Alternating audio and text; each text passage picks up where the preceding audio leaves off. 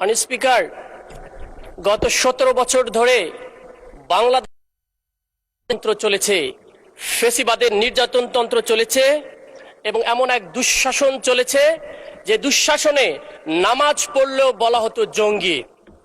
সেই রকম একটা ইসলামোফোবিক সিচুয়েশন থেকে আমরা আজকে পার্লামেন্টে দাঁড়াইতে পেরেছি। এই জন্য আল্লাহর দরবারে শুকরিয়া আদায় করতেছি, আলহামদুলিল্লাহ।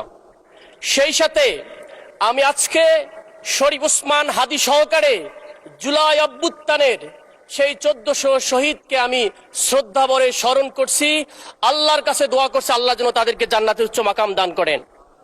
সেই সাথে আমি স্মরণ করতেছি আধিপত্যবাদ বিরোধীর যত শহীদ রয়েছেন, বিশেষ করে এন্টি ইন্ডিয়ান হিজমনির আমাদের সবার পরিচিত বেগম খালেদা জিয়াকে আজকে আমি থাকলে হয়তো আমরা ভালো লাগতো, তাকে আমি স্মরণ করছি, তার জন্য আমি দোয়া করতেছি। মাননীয় স্পিকার, আমি এমন এক জেলা থেকে এসেছি, আমার জেলার সামনে বিশেষণ যুক্ত করা হয় দারিদ্রতম জেলা, একটা মঙ্গা পীড়িত জেলা, একটা নদী ভাঙ্গন পীড়িত জেলা।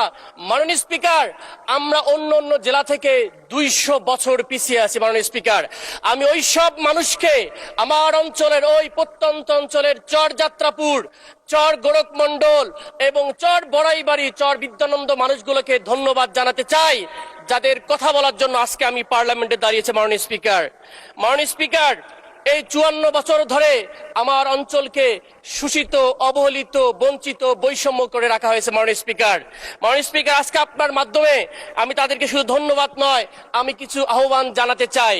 মাননীয় স্পিকার, 25 লক্ষ মানুষের এই জেলায় মাত্র সদর হসপিটালে 25 জন ডাক্তার রয়েছে। মাননীয় স্পিকার, কিভাবে সম্ভব 1 লক্ষ মানুষকে একজন ডাক্তার চিকিৎসা দেয়? এই অঞ্চলের মানুষের জন্য ইমিডিয়েটলি আমার একটা মেডিকেল কলেজ দরকার, অথবা 500 শয্যা বিশিষ্ট হসপিটাল করা দরকার। মাননীয় স্পিকার, শুধু তাই নয়, কোনো আইসিইউর কোনো ব্যবস্থা নাই। আমি রিসেন্টলি ঘুরে এসেছি, 130টা শিশু স্ক্যান নামক একটা শিশু ওয়ার্ডে রয়েছে, কোনো ডাক্তার নাই, কোনো ধরনের ব্যবস্থা নাই।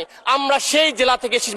মাননীয় স্পিকার, আমার একটা উপজেলা আছে সংসদীয় আসনে, ফুলবাড়ি উপজেলা। 53 বছর নয়, 55 বছর ধরে একটা ব্রিজের অভাবে আমরা এখানে মাননীয় আমাদের যে ত্রাণমন্ত্রী, সেই লালমনিরহাট দিয়ে ঘুরে 1.5 ঘন্টা ঘুরে আমার সেই উপজেলা যেতে হয়। মাননীয় স্পিকার, সেই বাংটুর ঘাটের মানুষে আমাদের একটা ব্রিজ দাবি। মাননীয় স্পিকার, আমি যখন দাঁড়িয়েছি, আমার অঞ্চলের মানুষের এখনো নদী ভাঙ্গন রয়েছে। প্রতিদিন সকালে শত শত মানুষ আমার বাসায় এসে বলে, আমাদের নদী ভাঙ্গন কবে দূর হবে? আমরা 12 মাস ধরে গড়ি, 9 মাস ধরে গড়ি, আর 3 মাস ধরে ভাঙে।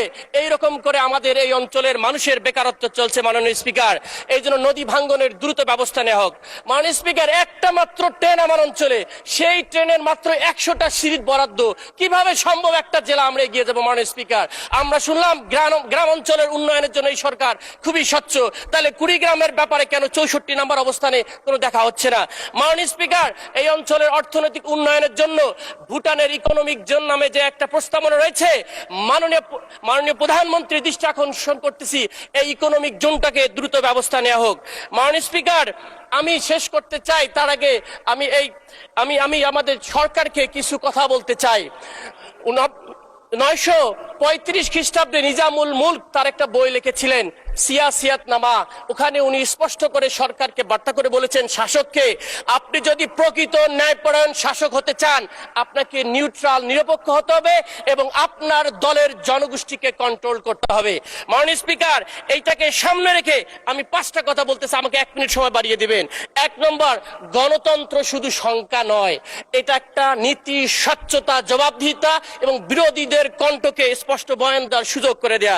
মাননীয় স্পিকার, 2 নম্বর, বাংলাদেশের সার্বভৌমত্ব শুধু সীমানায় নয়, অর্থনৈতিক সার্বভৌমত্ব, রাজনৈতিক সার্বভৌমত্ব এবং আধিপত্য বিরোধীর একটা কালচার, বাংলাদেশি কালচার থাকা দরকার। মাননীয় স্পিকার, সর্বশেষ বলতে চাই, প্রতিষ্ঠান যদি না টেকে, বাংলাদেশ রাষ্ট্র টিকবে না, সরকার টিকবে হয়তো।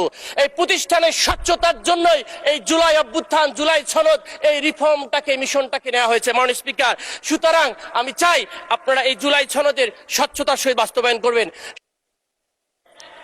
ধন্যবাদ মাননীয় সদস্য।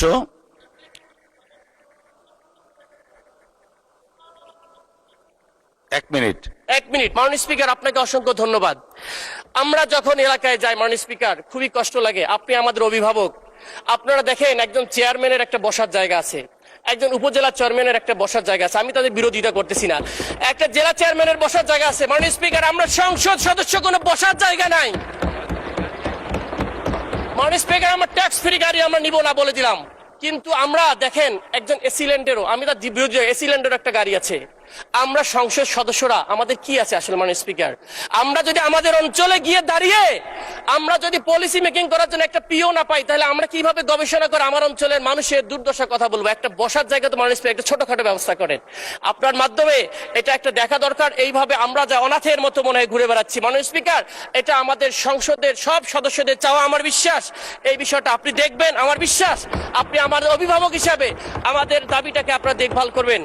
আপনাকে শেষ করে এই কথা বলে যে ক্ষমতা চিরস্থায়ী নয়,